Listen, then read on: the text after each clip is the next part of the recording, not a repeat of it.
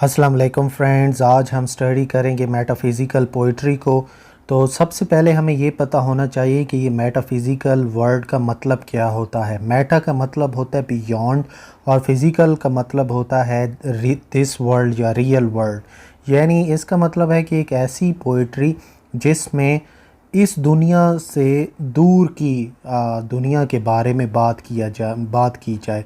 यानी एक ऐसी पोइट्री जिसमें एक ऐसे नज़रियात को बयान किया जाए जो कि इस दुनिया के ना हो।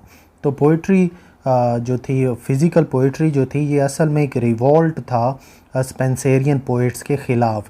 स्पेंसरियन पोइट्स जो थे वो एलेगरी में लिखा करते थे, इमेजिनेटिव पोइट्री किया करते थे। तो ये जो मेटाफिज़िकल पोइट्री थी ये टोटली रिवॉल्ट थी उन स्पेंसरियन पोइट्स के ख़िलाफ़।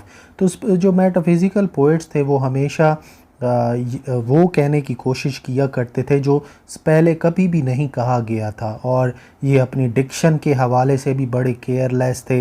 इनको कोई परवाह नहीं थी कि हम क्या ग्रामर के रूल्स को फॉलो कर रहे हैं या नहीं अपनी शायरी के अंदर। और जो थॉट्स थे, थॉट्स के साथ ये प्ले किया करते थे, थॉट्स के साथ ये खेला करते थे। सबसे इम्पॉर्टेंट जो लिटरेरी डिवाइस आपको मिलेगी मेटाफिज़िकल पोइट्री में वो कंसीट है। कंसीट का मतलब होता है जब आप सिमिलैरिटीज़ ढूंढते हैं बिल्कुल ही डिसिमिलर थिंग्स के अंदर। तो मेटाफिज़िकल पोइट्री के अंदर आपको हाइपरबोल भी मिलेगा, और जो सबसे बड़ी मुश्किल लोगों को और क्रिटिक्स को पेश आती है मेटाफिज़िकल पोइट्री के हवाले से वो ये है कि इनको समझना बहुत ही मुश्किल है। और ये ऐसे आइडियाज़ को आपस में कंबाइन करवाते हैं जिनका कोई हम कंसेप्ट जिनके बारे में पहले कभी किसी ने कोई अटेम्प्ट ही नहीं की। ये जो थे अब रीडर्स पर ही इन्होंने छोड़ दिया। ये जितने भी मेटाफिज़िकल पोइट्स थे इन्होंने अपनी पोइट्री को लिखकर रीडर्स के लिए ही छोड़ दिया कि अब रीडर्स गैस करें कि हम क्या कहना चाहते हैं। यही वो रीज़न थी कि मेटाफिज़िकल पोइट्री जो थी वो ज़्यादा देर ना चल सकी और बहुत जल्दी ही इसका इख्तिताम हो गया।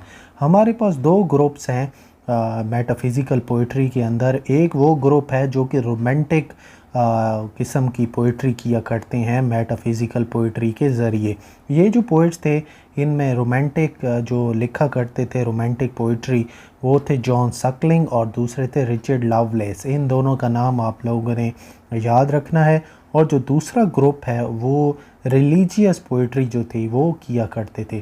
तो जो दूसरा ग्रुप है उसमें जॉर्ज हार्बर्ट आ जाते हैं, थॉमस क्रू आ जाते हैं, हेनरी वॉन आ जाते हैं।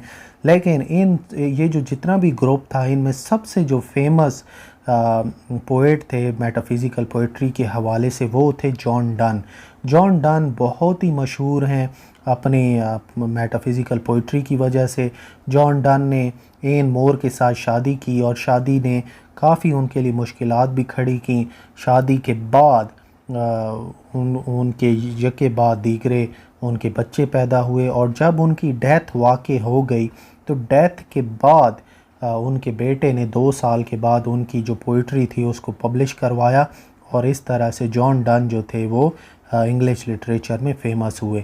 अब ये जो मेटाफिज़िकल पोइट्री है इसको डिस्कवर किस तरीके से किया गया ये भी बहुत ज़्यादा इम्पॉर्टेंट है। सबसे पहले तो सैमुअल जॉनसन ने Lives of Eminent English Poets के नाम से एक वर्क लिखा जिसमें उन्होंने जितने भी शायर गुज़र चुके थे इमिनेंट मशहूर उनकी लाइफ के बारे में लिखा। और जब वो इब्राहिम कौली पर पहुँचे तो इब्राहिम कौली के अंदर सबसे पहले उन्होंने इस मेटाफिज़िकल पोइट्री के बारे में डिस्कशन की, और बड़े ही तल्ख़ अल्फाज में उन्होंने ये बात कही कि जिस तरह की सिमिलैरिटीज़ ये ढूंढते हैं मुख्तलिफ़ चीज़ों में, मुझे ये बिल्कुल भी पसंद नहीं आई इनकी पोइट्री।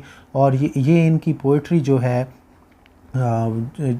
पोइट्री जो है इसको हम पोइट्री इसलिए नहीं कह सकते क्योंकि ये कंसीट का बहुत ज़्यादा यूज़ करते हैं, हाइपरबोल का यूज़ करते हैं, और बड़ी ही ऐसी चीज़ों में सिमिलैरिटीज़ ढूंढते हैं जिनके बारे में इंसान तसव्वुर ही नहीं कर सकता। जिस तरीके से जॉन डन ने अपनी वर्ल्डिक्शन फॉरबिडन मॉर्निंग में 2 लवर्स को उन्होंने कंपास के साथ कंपेयर किया है।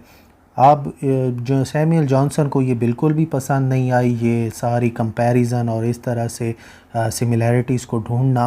मेटाफिज़िकल पोइट्स जो थे वो मशहूर हुए जब 20th सेंचुरी में टी.एस. एलियट ने एक पूरा ऐसे लिखा मेटाफिज़िकल पोइट्री के हवाले से, और उसमें काफ़ी तारीफ़ की उन्होंने मेटाफिज़िकल पोइट्स की। और इस तरह से ये जो मेटाफिज़िकल पोइट्स का जो स्कूल था, ये जो जितने भी पोइट्स थे, George Herbert, Henry Vaughan, John Suckling और जॉन डन, तो ये दुनिया के सामने आए और दुनिया के सामने एक बड़े ही मशहूर पोइट्स बनकर नमूदार हुए। तो ये थी मेटाफिज़िकल पोइट्री के हवाले से कुछ डिटेल।